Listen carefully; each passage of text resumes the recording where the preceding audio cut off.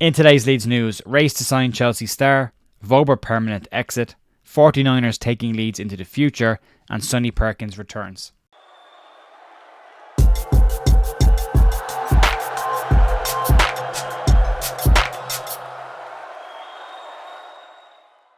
Hiya folks, Jer here at The View on Thursday the 4th of January with your Leeds United news.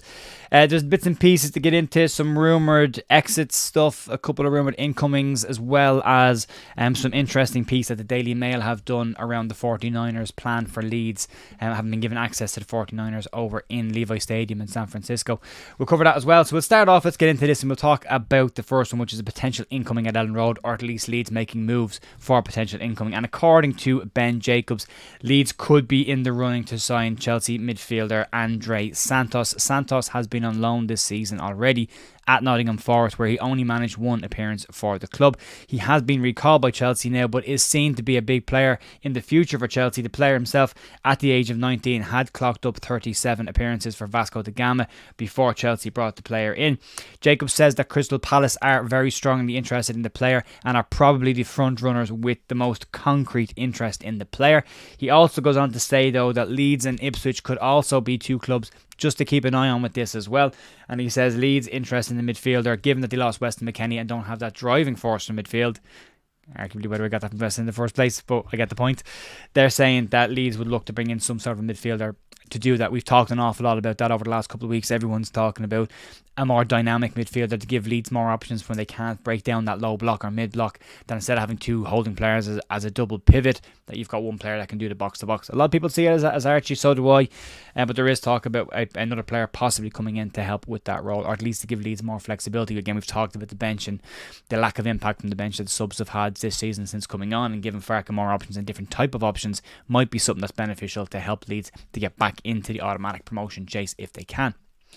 Moving on, let's talk about potential exits, and this one's popped up for a while. We're now starting to see some movement on it, and it's Max Wober. And according to GladbachLive.de, they claim that Mönchengladbach are set to return to the negotiation tables with Leeds United this week to discuss the possibility of a permanent signing of Max Wober.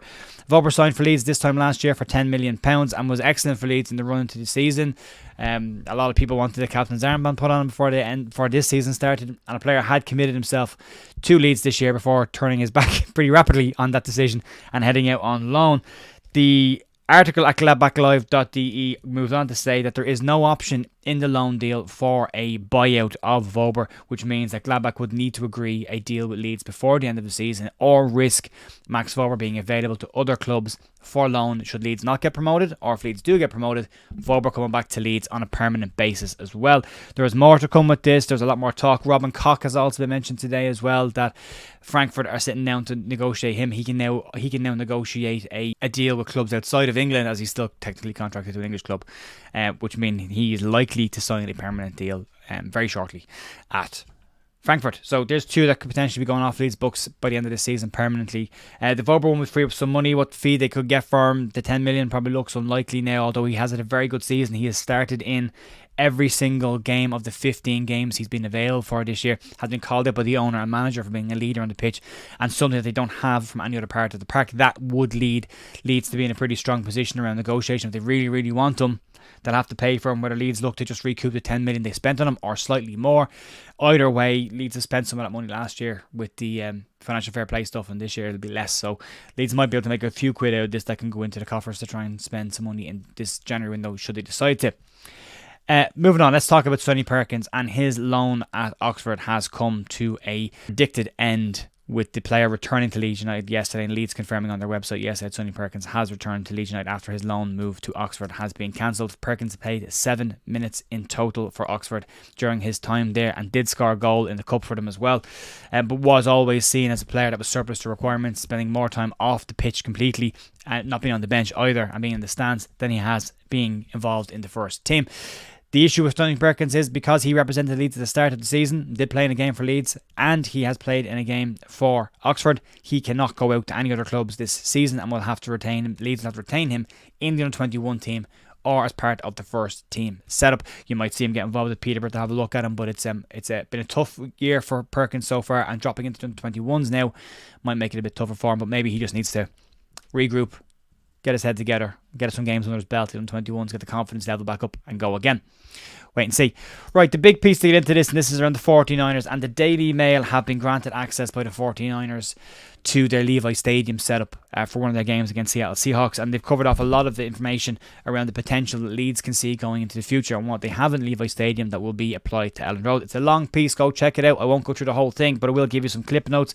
In the article, it basically points out the high-tech stadium that the 49ers have in Silicon Valley. It also points out the operations on the day of games and how big it is, giving you the car park spaces that they have at the stadiums, the traffic delays are caused. All of that is monitored by a HQ within the stadium.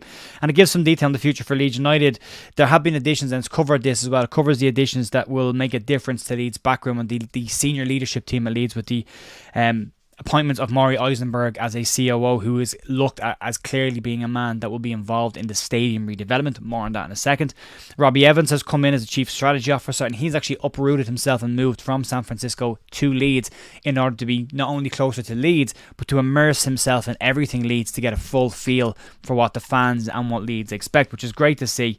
On the stadium, the Mail say that they have been told that the framework has already been drafted up and is done. It will start with the West Stand getting its first initial update, and then follow on to the North Stand or the COP to get its redevelopment. Both those stands haven't really changed much since Don Reevy's time at Leeds, and there is massive redevelopment needed there. The plan, and what it says in the article here, is the plan is to maintain the atmosphere as a priority and number one, and maximise the revenue that can be brought in on match days by increasing the capacity and the other facilities around both of those stands as well. So you could start seeing an awful lot more bars and shops and stuff like that popping into the stand. That'll be an interesting one to keep an eye on. Further to that as well, a transport network has been talked about quite a lot. Leeds is ranked as one of the top cities in Europe that doesn't have a rail network around it, a light rail network, and according to this, also the appointment of Pete Lowy as the a man with experience in this area as well, and the former Westfield chief executive is said to be obsessed with the proposed light rail link from Leeds city centre to Elland Road. What he thinks about this as well is it will not only transform Elland Road as a stadium and an area to visit, but it would also help transform the surrounding areas and improve areas in Beeston as well, and to give more amenities to an area like Beeston that they don't currently have, to build that area up to be a much more modern area. However, the Mail does go on to point out that should Leeds miss out on promotion this season, none of this work will happen. It will not start until Leeds are back in the Premier League. The article does then point out that there are about transfers and exits on this as well.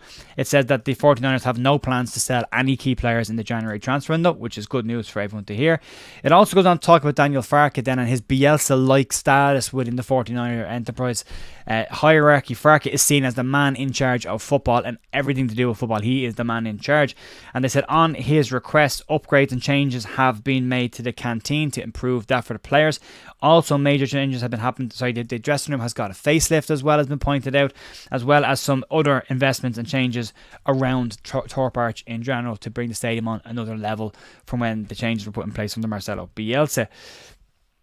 It also points out that if Leeds do get to the Premier League, it says that Daniel Farke would be given a major reinvestment package in order to maintain Leeds' status as a Premier League club into the future. It also says that the 49ers have been selling Leeds United shirts in their club shop as well, which is nice to see. And it says in this that according to data and numbers in the States, Leeds are the fastest growing English team in America outside of the traditional Big Six in the Premier League. So a lot of that is good news in terms of long-term revenue coming into the club, in terms of investment coming into the club, in terms of the club having more money to spend into the future. There's no shortage of money in the pockets of the 49ers enterprises and their investors. It's how it's going to be spent, and when it's going to be spent, it will be the question for all of us to keep an eye on. That's going to be it for me today, folks. Have a fantastic rest of your day, and I'm back tomorrow morning for more Leeds news. Have a great day. See you. Bye.